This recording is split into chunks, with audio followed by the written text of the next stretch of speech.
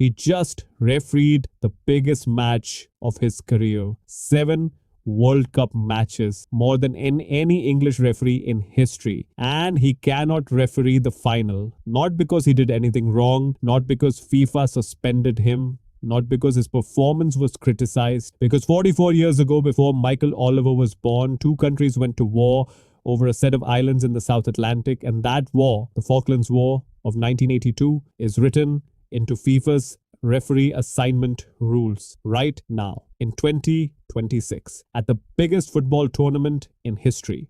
This is the story of the most experienced English referee at this World Cup, the man who just ended Belgium's dreams in Los Angeles, the man who waved away a penalty that Belgium said changed everything, the man who has refereed 4 matches at this tournament and not made a single error serious enough for FIFA to publicly criticize, and the man who, if England and Argentina both reach the final, cannot step onto that pitch on July 19th. Let's go through all of it, because the handball decision and the Falklands ban are 2 separate stories. But when you put them together, they create a picture of this World Cup that nobody has fully described yet. Start with Thursday night, SoFi Stadium, Los Angeles, Spain versus Belgium. World Cup 2026 quarterfinal. Spain opened the scoring through Fabian Ruiz in the 30th minute. Belgium equalized through Charles de Ketelaere 11 minutes later. 1-all at halftime. One of the most competitive matches of this entire tournament. Then the 62nd minute. A cross came into the Spain penalty area. Spain defender Aymeric Laporte headed the ball. The ball changed direction sharply off Laporte's header and struck Rodri's arm. Belgium's players immediately turned to the referee, arms raised, mouths open. Every Belgian on that pitch appealing for a penalty. Romelu Lukaku, who had just come on as a substitute, threw both arms in the air. Kevin De Bruyne pointed at Rodri's arm repeatedly. Michael Oliver waved play on. No penalty, no VAR review. Play continued. Belgium's bench erupted in protest. Their technical staff were on their feet. On social media, in the seconds that followed, football fans across the world began freezing the frame, zooming into Rodri's arm and asking the same question. How is that not a handball? Here's the answer.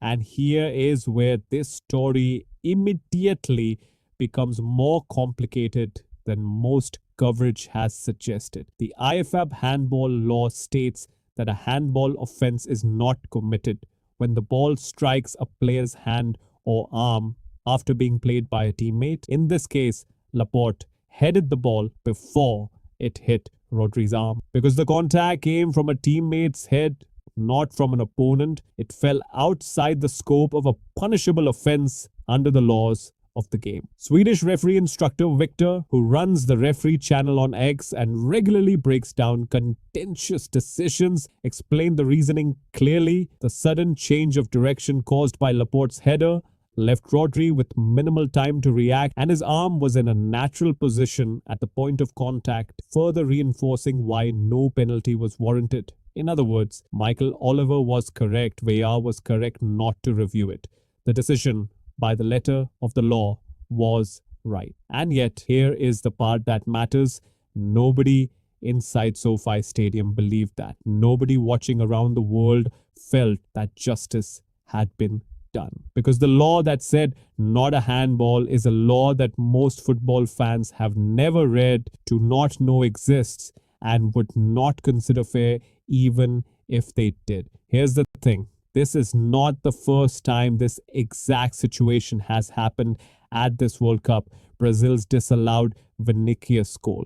Iran's disallowed wrong to the team it went against. This is the pattern of 2026. Not necessarily corruption, not necessarily bias, but a tournament where the technology and the rule book have become so sophisticated, so precise, so specific, so full of subclauses and exceptions that the correct decision and the fair decision are no longer always the same thing.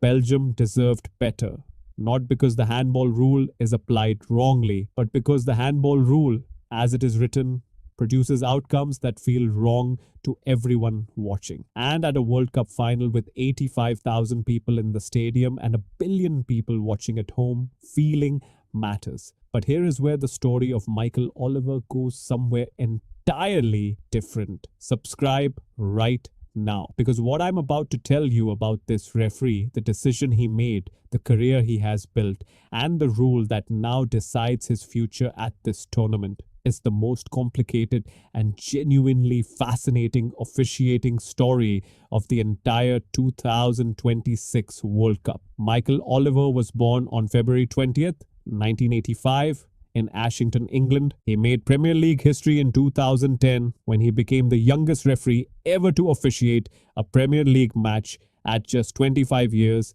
and 182 days old. He joined UEFA's elite group in 2018 and has since officiated 2 FA Cup finals, the 2022 UEFA Super Cup, UEFA Champions League knockout matches, Euro 2020, the 2022 World Cup, Euro 2024, and now the 2026 World Cup. The Spain versus Belgium quarterfinal was his 7th career World Cup match. That makes him the most experienced English referee in World Cup history, surpassing Howard Webb and Arthur Ellis. 7 matches, more than any English referee has ever managed, and widely considered by referee analysts, by former officials, by FIFA's own assessors as one of the best performances of any official at this entire tournament. And now here is the question that nobody at FIFA's press conferences has been asked directly.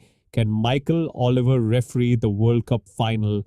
The answer depends on 4 football matches. England face Norway in the semi-final. Argentina face Switzerland. If England win and Argentina win and both reach the final, then Michael Oliver cannot referee that match. Not because of his form, not because of his decisions, because of a war that ended when he was negative 3 years old. FIFA operates a long-standing policy that prohibits English referees from officiating matches involving Argentina, a restriction that traces back to the Falklands War of 1982, when Britain and Argentina fought a brief but bitter armed conflict over the South Atlantic islands. Yen News. The rule works both ways. Argentine officials cannot referee England matches either. But here is the asymmetry that makes this story genuinely unfair to Oliver specifically. Argentina have no referees at this tournament rated as highly as him. England have the best referee at the tournament. And if both nations advance, the best referee at the 2026 World Cup is automatically disqualified from the most important match. Not because of anything he did, but because of something that happened before he was born. Oliver averages 5.17 yellow cards per World Cup match and showed 13 yellow cards during the 2026 World Cup before the quarterfinal.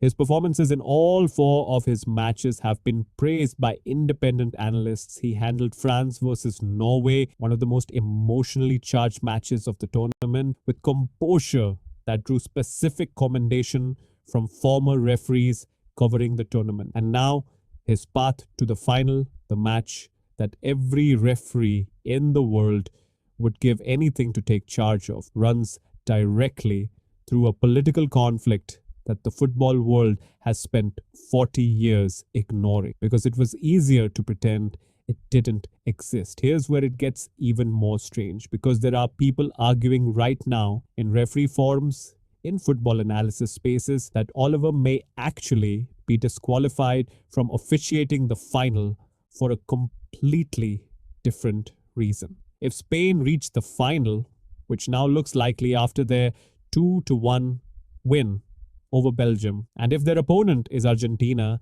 then the same Spanish players Oliver just refereed will be playing. FIFA's regulations discourage appointing the same referee to matches involving the same team in the same tournament multiple times at the knockout stage. That is not an absolute ban, but it is a factor.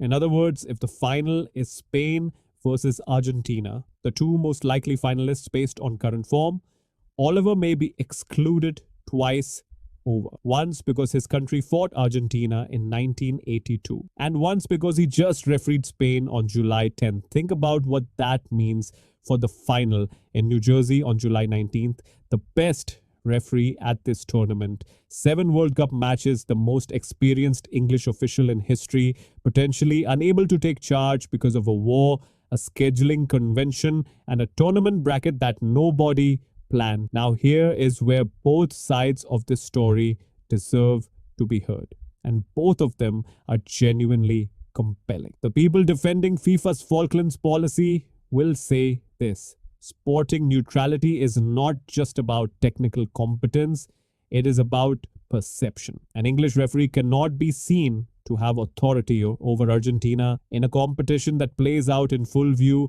of billions of people. Even if Oliver is perfectly fair, even if he calls every decision correctly, the perception of bias that would follow any controversial call against Argentina would be impossible to manage.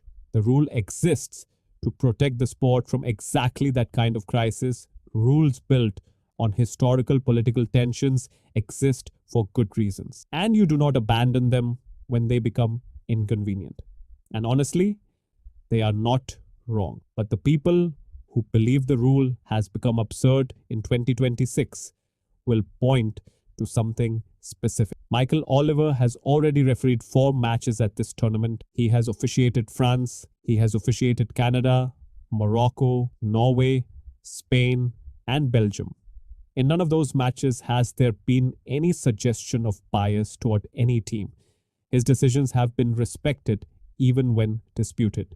He is, by every available measure, the most trusted official at this tournament, and the idea that this man, whose track record at this World Cup is the strongest of any referee here, should be excluded from the final because of something that happened in 1982 is not about neutrality. It is about a rule that has outlived the conflict it was designed to address. And honestly, they are not wrong either. What is certain is this: tomorrow, and in the days after Spain face France and the other semi-final is decided, the conversation about who referees the World Cup final will intensify.